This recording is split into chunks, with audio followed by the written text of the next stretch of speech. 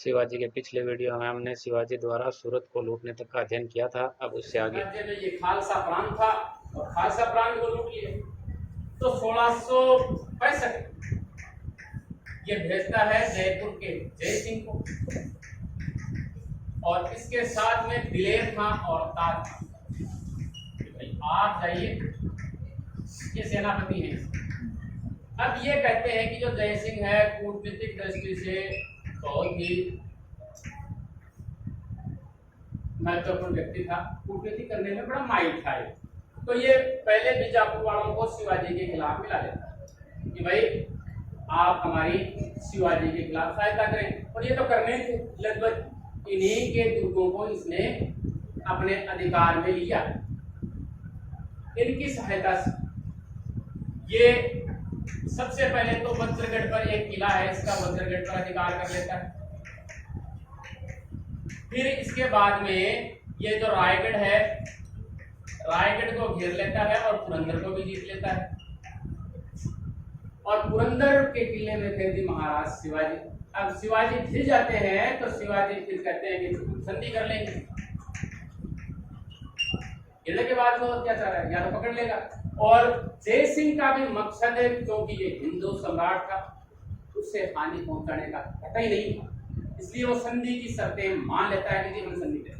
तो 1665 में इनमें संधि हो जाती है। इसमें शिवाजी और मिर्जा राजा जय सिंह, मिर्जा राजा है ये, स्वाई जय सिंह नहीं है। स्वाई जय सिंह 1699 में शासक बनेगा। इनके बीच 1665 ईस्वी में कौन सी संधि होती है? पुरंदर की संधि।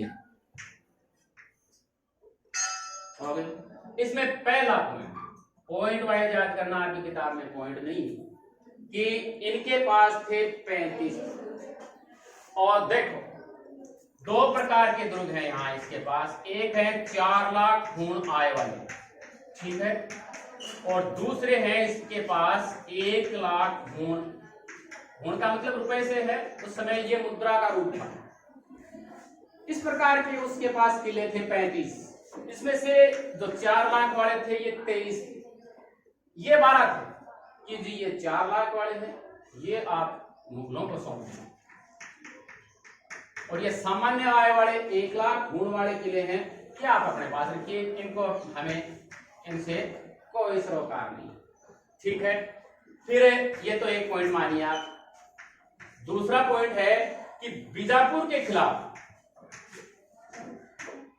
वर्षेक बीजापुर लिख देता हूं, बीजापुर के खिलाफ सैन्य सहायता अगर शिवाजी को देनी पड़े तो वो हमें सैन्य सहायता देंगे बीजापुर जीतने में। देखो बीजापुर और गोलकुंडा पर औरंगजेब का अधिकार हो जाता है 1686 और 1687 में, लेकिन हम चर्चा में नहीं जाएंगे, कोई मतलब नहीं है क्योंकि अपने कोर्स में नहीं हो। तो बीजापुर के खिलाफ सैन्य सहायता कहते। फिर है कि इनके जो पुत्र थे संभाजी, संभाजी वो हैं, वो मुगल दरबार में उपस्थित होंगे, लेकिन शिवाजी उपस्थित होने के लिए बाध्य नहीं है। कि शिवाजी न जाना चाहे तो कोई जरूरी नहीं है, उपस्थित के लिए बाध्य नहीं। ये इस प्रकार की संधि, पुरंदर की संधि, ठीक है। अब इनके बीच संधि हो गई।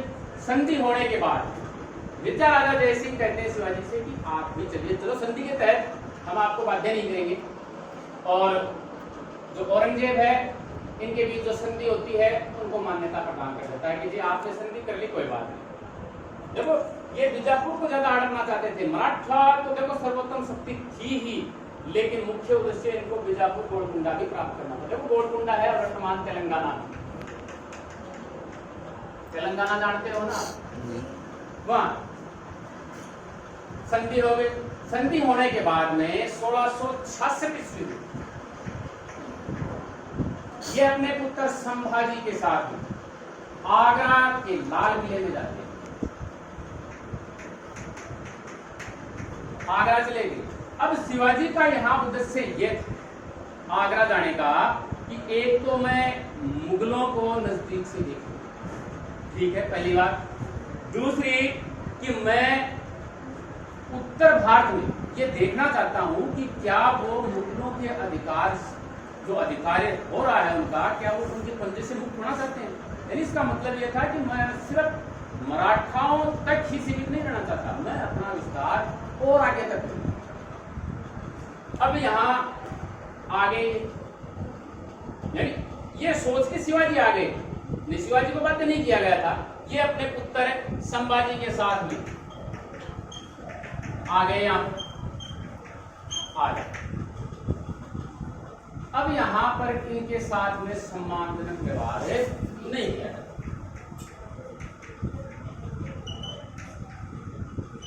नहीं किया गया, तो इससे ये दुखी हो जाते हैं और औरंगजेब को विश्वासघाती कर देते हैं। अब औरंगजेब को अगर विश्वासघाती कर देंगे तो इनके लिए ठीक रहेगा क्या? नहीं रहेगा। क्यों कहा विश्वासघाती? क्योंकि जिस जसवंत सिंह को इन्होंने हरा दिया था, ऐसे तो रह गए थे मुअज्जम और जसवंत सिंह। यानी ये कहते हैं कि उन्होंने मेरे सैनिकों के सामने पीठ दिखा के ये भाग गए थे और उस जसवंत सिंह के पीछे खड़ा कर दिया मेरे को, यानी मनसबदारों की तीसरी श्रेणी में इन्हें खड़ा कर दिया। इसलिए ये विश्वासघाती कर देते हैं कि जी मुझे यहाँ पर उचित सम्मान नहीं मिलना था। यानी इनके पुत्र को यहाँ पर 5000 का मनसब देना था, कहाँ है इनके पुत्र? और उचित जागीर भी इन्हें मिलेगी, कहने का मतलब ये था यहाँ पर। अब इनको फिर कैद कर लिया था, ये यहाँ से नाराज होकर चले जाते हैं। देखो मिर्जा राजा जय सिंह है, इनके साथ में इनकी बढ़िया बॉन्डिंग हो जाती है इसमें। तो इनके पुत्र थे मिर्जा राजा जय सिंह के राम सिंह के साथ में ये यहाँ से निकल जाते हैं। लेकिन फिर आगरा के जयपुर भवन में इन्हें कैद कर दिया जाता। ये तो गुस्से से निकल गए लेकिन जाने नहीं दिया गया, इस जगह इनको कैद कर दिया। काफी दिन तक ये कैद रहते हैं, फिर बाहर निकलने का बहाना ढूंढते हैं कि कैसे बाहर निकले। तो इसके लिए ये बीमारी का बहाना करते हैं कि जी मैं तो बीमार हूँ। और बीमार व्यक्ति है वो कहते हैं उस समय फल हैं, मिठाइयाँ हैं, वो लोगों को दान करते थे ताकि जल्दी से जल्दी उनकी मनोकामना से वो ठीक हो जाए, स्वस्थ हो जाए। तो बाहर से फलों के टोकरे, मिठाइयाँ वगैरह आने लगी टोकरों के अंदर। शुरू में तो जो इनके बाहर खड़े थे, जो ग्रुप रक्षक जो भी थे जयपुर भवन के, वो टोकाटाकी करते हैं, बार उनको चेक करते हैं। लेकिन धीरे धीरे वो लापरवाह होते गए। एक समय इस प्रकार का आ गया कि उन टोकरों को कोई जांच नहीं कर रहा था। तो ये दोनों बाप बेटे वो टोकरों में बैठ के और कहाँ पहुंच जाते हैं जी? महाराष्ट्र या मराठा साम्राज्य में ये पहुंच। वहां जाकर कहते हैं, कई तो कहते हैं कि जी मुअज्जम और जसवंत सिंह ने इन्हें संधि के लिए मनाया कि आप संधि करिए। और हो सकता है इन्होंने स्वयं ने भी ये इच्छा कर ली कि अगर शिवाजी कहते हैं वहां जाने के बाद में, 1-2 वर्ष शासन करने के बाद में, यहाँ से छूटने के बाद, कि अगर मुगल बादशाह औरंगजेब मुझे मतलब शिवाजी को माफ कर देते हैं तो मैं मेरे बेटे संभाजी को मुअज्जम के संरक्षण में भेज दूं। तो कहते हैं कि औरंगजेब ने उन्हें माफ कर दिया। यानी इसके बाद में ये लिखते हैं शिवाजी औरंगजेब को माफी के लिए, और इन्हें माफ कर दिया जाता। बदले में औरंगजेब इन्हें क्या देते हैं? देखो औरंगजेब नाम लिख देता हूं मैं। एक तो इन्हें राजा की उपाधि देते हैं शिवाजी, इसको, और इनका जो पुत्र था संभाजी, इन्हें ये बरार की जागीर दे देते। यहां से आने के बाद अस्वस्थ हो गए थे। देखो कैद में कोई रहता है तो उनकी कैसी स्थिति हो जाती है, वैसी स्थिति इनकी भी हुई होगी। यहाँ पर राजा की उपाधि दे दी और इनके पुत्र संभाजी को बरार की जागीर। इसके बाद में देखो आगे चलकर 1668-69 में इनका फिर मनमुटाव हो गया। ठीक है, 1670 में हम चलते हैं। एक किला है कोंडाना, एक व्यक्ति है यहाँ पर इनके सेनापति शिवाजी के, तानाजी मालसुरे। ये दुर्ग जीत कर देते हैं तानाजी मालसुरे, लेकिन इसी समय ये मारे जाते, जीत के दे दिया लेकिन उसी समय इनकी मृत्यु हो जाती है और इस दुर्ग का नाम बदल के ये फिर सिंहगढ़ कर देते हैं। वो अलग है, ये अलग है। यानी आजाद होने के बाद में ये इनकी बहुत बढ़िया विजय थी कोंडाना में। और 1670 में ही ये दूसरी बार क्या देते हैं, सूरज पर आक्रमण करते और मुगलों से चौथ और सटेश मुक्ति की मांग करते।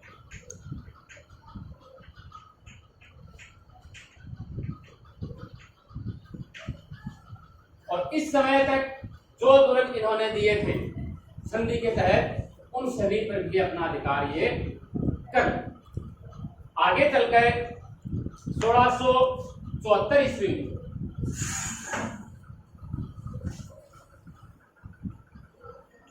ये अपना राज्याभिषेक करवाते हैं, लेकिन कहते हैं कि जी ये कुर्मी जाति के थे तो कोई भी ब्राह्मण है वो इनका राज्याभिषेक करने के लिए तैयार नहीं। वहां के मराठाओं के, उस समय वहां भी तो ब्राह्मण, हर जगह ब्राह्मण, कोई तैयार नहीं होता। तो ये काशी से कईयों को घूस दे के मंगाता है कि आपको हम घूस देंगे, आप हमारा राज्याभिषेक करिए। तो पंडित गंगा, जो विश्वनाथ गंगा भट्ट हैं, ये इनका 1674 में राज्याभिषेक करते हैं रायगढ़ के अंदर। ये यहां पर अपनी राजधानी भी बनाते हैं। अगर देखो हम सिर्फ राजधानी की बात करें मराठाओं की, थोड़ा सा संक्षेप मैं यहाँ पर आपको बता देता हूँ। 1674 में इनकी राजधानी बनती है रायगढ़। फिर 1689 में राजधानी बन जाती है जिंजी। 1699 में इनकी राजधानी बन जाती है सतारा। और यहां ये दो राजधानियां बन जाती हैं, दो भाग हैं, वो आगे आपके समझ में आएगा, अभी आएगा नहीं। 1708 में कोल्हापुर। राजधानियों का क्रम है मराठाओं की, इस प्रकार से लगातार ऐसे ऐसे राजधानियां बदलती हैं। फिर 1750 में बन जाती है ऊना। ये क्यों बढ़ गई, क्योंकि इस समय पेशवा प्रमुख हो जाते हैं, छत्रपति यहाँ पर प्रमुख नहीं है और यहाँ पर ये उपाधि धारण करते हैं इस समय धारण की। और कहते हैं कि इसके राज्याभिषेक के 10 या 12 दिन बाद में इनकी माता की मृत्यु हो जाती है। इसके पिता 1664-65 में पिता की मृत्यु हो जाती है और इनकी माता की मृत्यु देखो इस समय हो गई। अब ये थोड़ा सा इसको मानते हैं, इसलिए इसके बाद में तांत्रिक विधि से उन्हें अपना ये राज्याभिषेक करवा।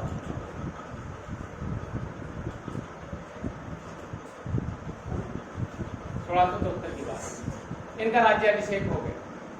इसके बाद में ये वापस वहीं चले जाते हैं, यानी अब ये वापस इन्हें संघर्ष करना है किसके साथ में, बीजापुर।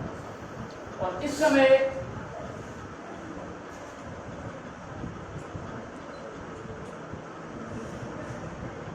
इस अभियान में ये शामिल करते हैं गोलकुंडा के 2 मंत्री, हिंदू मंत्री थे, मदन्ना और अखन्ना, याद कर सकते हैं, जी नाम है, एक से एक चीज। इनको अपने षड्यंत्र के शामिल करते हैं कि जी बीजापुर के हम दुर्गों पर अधिकार करना चाहते हैं और इसमें हमारी मदद कीजिए। तो ये मदद करने के लिए तैयार हो जाते हैं, लेकिन उससे पहले ही बीजापुर के सुल्तान के साथ में इसकी संधि। तो यहाँ पर कई किले ये जीतते हैं। जिंजी उसमें प्रमुख है, वेलूर, कर्नाटक। यहाँ के 100 से अधिक दुर्गों पर ये अपना अधिकार है। इस 1676 की बात, 74 उत्तर राज्याभिषेक, उसके बाद में छिंदर की बात है कि कर्नाटक अभियान इनका सफल रहता है और बहुत सारे क्षेत्रों पर तमिलनाडु और कर्नाटक के बहुत सारे दुर्गों पर इनका 100 से अधिक दुर्गों पर इनका अधिकार हो जाता है। यहाँ हो गया। अब इसके बाद में देखो यहाँ पर हम देखते हैं महाराष्ट्र और कर्नाटक के बीच में है गोवा, ठीक है। और यहाँ बंबई के अंदर अगर हम महाराष्ट्र की बात करें तो इस प्रकार के बंबई में ये समुद्र है, इस प्रकार अंदर से आपको ऐसे तटपट मिलेंगे बीच के अंदर, है ना। तो यहां पर भी एक जगह है जंजीरा, ठीक है। ये है गोवा। तो जंजीरा है, वहां पर अबिसिनिया के सीडियों का अधिकार था।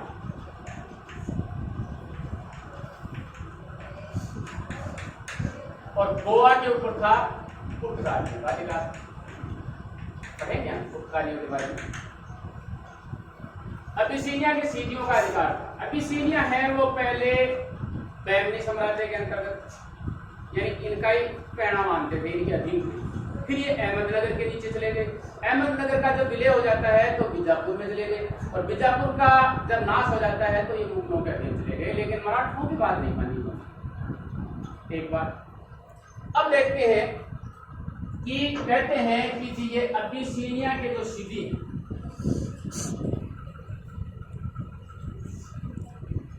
इनके जो दो प्रदेश थे चोल और जंजीरा, इनके लिए इन्होंने दरिया सारंग के नेतृत्व में एक जल सेना बनाई। एक व्यक्ति और भी है नायक,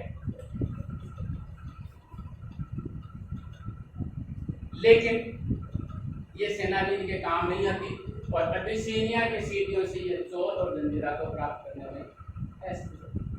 और दूसरी बात जो असफल रहते हैं गोवा के लिए कि पुर्तगालियों से ये गोवा भी नहीं ले पाते। इसमें भी ये क्या रहते हैं, असफल। अब देखो जब अंतिम समय इनका आता है 1680 में, यहां भी इसके दो कारण। एक तो इनके पुत्र थे संभाजी, ये मुगलों की शरण में चले गए, इससे ये दुखी हो गए। स्वयं तो देखो बाहर निकल रहे हैं, लेकिन संभाजी मुगलों की शरण में चले गए। दूसरी इनकी एक पत्नी थी सोयराबाई, वो अपने पुत्र राजा राम को गद्दी पर बैठाना चाहती। इस प्रकार की मानसिक यातनाओं से जूझते हुए अंत में 1680 में इनकी मृत्यु हो जाती है। कहते हैं कि मृत्यु से पहले ये जो व्यक्ति था संभाजी, ये घमंडी था, यानी इसमें घमंड आ गया था कि मैं इस प्रकार से, मेरे पिता राजा है वो इस प्रकार से अभिमानी ये व्यक्ति था। और ये बात शिवाजी को अच्छी नहीं लगी और इसलिए इसने मृत्यु से पहले इसे पन्हाला के जुर्म में कैद कर दिया था। अपनी मृत्यु से पहले शिवाजी फिर ये कोशिश करी थी है और इसके बाद में राजा भी यही बनते हैं। 1680 में इनका राज्याभिषेक हो जाता है। लेकिन जो संभाजी है वो जिस दुर्ग में कैद थे, वहां के जो भी दुर्ग रक्षक हैं उनकी मार काट करते हुए या फिर उनको मनाते हुए उस दुर्ग से वो बाहर निकल जाते हैं और खुद वो राजा बन जाते हैं, छत्रपति संभाजी बन जाते हैं। और 1680 से 89 तक ये बढ़ते हैं और फिर 1689 से 1700 तक ये बढ़ते हैं और 1700 के बाद में 1700 से 1708 तक ताराबाई रहती है। ताराबाई कौन थी? जो ये राजा राम है इसकी पत्नी थी और इसका जो एक पुत्र था शिवाजी। शिवाजी द्वितीय जो 4 साल का था उसके संरक्ष में ताराबाई शासन करती है। लेकिन फिर क्या होता है देखो, शिवाजी के बारे में पढ़े या फिर इनके बारे में बताऊं? शिवाजी के बारे में थोड़ा और कर लेते हैं, फिर ये पूछना। अपने कोर्स में नहीं है, कोर्स में यहां तक ही था। प्रशासन की बात कर लेते हैं हम थोड़ी।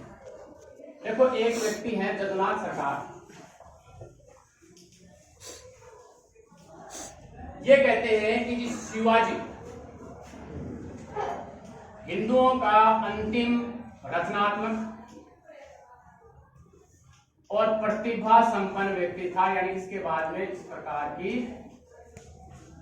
कोई प्रतिभा नहीं है, और इनका ये अंतिम हिंदू सम्राट भी हम इसे कह सकते हैं। ये बात है ठीक है। एक व्यक्ति है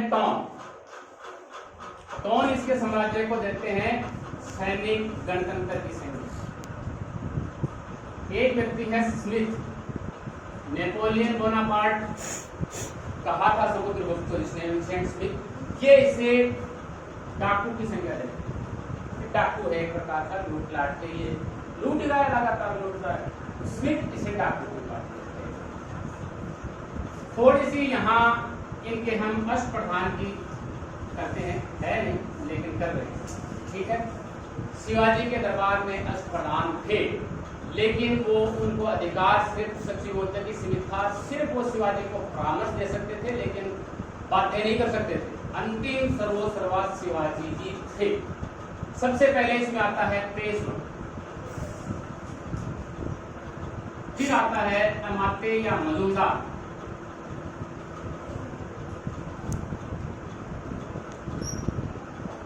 फिर आता है वाक्यानुविस,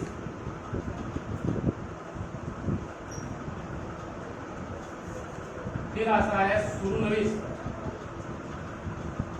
फिर आता है दलीर या सुमन,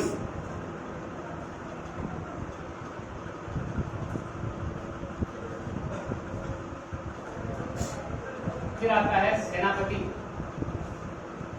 न्यायाधीश,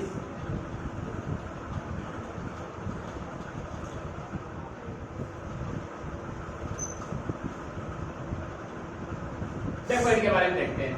ये जो दोनों नीचे वाले व्यक्ति थे, इनको किसी भी अभियान में नहीं भेजा जाता था। ये धर्म से संबंधित था, पुरोहित या जो भी है, आप इसे कुछ कहें, पुरोहित हो सकता है, नाम इस प्रकार से ये न्यायाधीश है। इनको सैनिक अभियानों में नहीं भेजा जाता था, ये सभी सैनिक अभियानों में जाते थे। इसे सर ए नौबत भी कहा जाता है। जिस प्रकार आज के प्रशासन है, वैसे ये थे। ये प्रधानमंत्री है, ये कह सकते हैं। जब भी मराठा छत्रपति नहीं होता था, उसकी अनुपस्थिति में राज्य की देखभाल ये संभालता था, और राजा के नीचे मोहर भी लगती थी इसकी। अमात्य या मजूमदार है, इसे आज के वित्त मंत्री के समक्ष हम मान सकते हैं। आय व्यय का विवरण ये रखेगा, वित्त और राजस्व का सब कुछ अधिकारी यही था। वाक्यानुविस है, इसे हम गृह मंत्री के रूप में मान सकते हैं। वर्तमान यदि दरबार है, जो भी दरबार है, इसके अंदर जो भी कार्रवाई होगी वो सब कुछ इसी के अधिकार क्षेत्र में रहेगी। और ये है विदेशों से पत्र व्यवहार किस प्रकार से हमें करने हैं, और परगनों से हमें किस प्रकार से संबंध स्थापित करने हैं, वो सुनुविस या चटनीस भी कह सकते हैं। ये जिम्मेदार था इसके लिए। दलीर या सुमन था विदेश मंत्री, यानी विदेशों से जो भी संधि वगैरह करनी है, ये सेनापति है, नीचे वाला पर चर्चा करते हैं। इस प्रकार के थे। अब ये पेशवा है, ये देखो आगे चलकर जब हम पेशवा पढ़ेंगे, इसके बाद में 2 पेशवा हमें पढ़ने हैं, उसके समय ये शक्तिशाली हो जाएगा। इसके अलावा देखो जो सर ए नौबत है, इसके बारे में थोड़ी सी हम व्याख्या कर लेते हैं। हमारा जो हेडमास्टर एग्जाम हुई थी, उसमें एक क्वेश्चन आया था, इसे मैं आपको बता देता हूँ, बहुत इंपॉर्टेंट चीज है। एक है बरगीत और एक है सिलेदार। इनकी जो पैदल सेना थी, इसके 2 प्रकार के इस प्रकार के नाम रखे गए थे। सिलेदार का मतलब स्वतंत्र सैनिक होंगे, और इन्हें राज्य है वो घोड़े और शस्त्र नहीं देगा, ये खुद अपने घोड़े और शस्त्र लेंगे, राज्य इन्हें नहीं देगा, और इन्हें राज्य घोड़े और शस्त्र देगा। शस्त्र की व्यवस्था कौन करेगा जी? राज्य करेगा, लेकिन इन नीचे वालों के लिए राज्य व्यवस्था नहीं करेगा। तो इस प्रकार से प्रश्न आ जाता है कि शिवाजी के वो सैनिक कौन से थे जिनके लिए राज्य घोड़े और शस्त्रों की व्यवस्था नहीं करता था? अब देखो इनके अंदर एक जो सेना का सर ए नौबत तक हमें पहुंचना है, कैसे है? सबसे पहले है हवलदार, फिर उसके बाद में होता था जुमलादार, फिर होता था 1 हजारी, फिर होता था 5 हजारी, और फिर क्या हो जाता था? सर ए।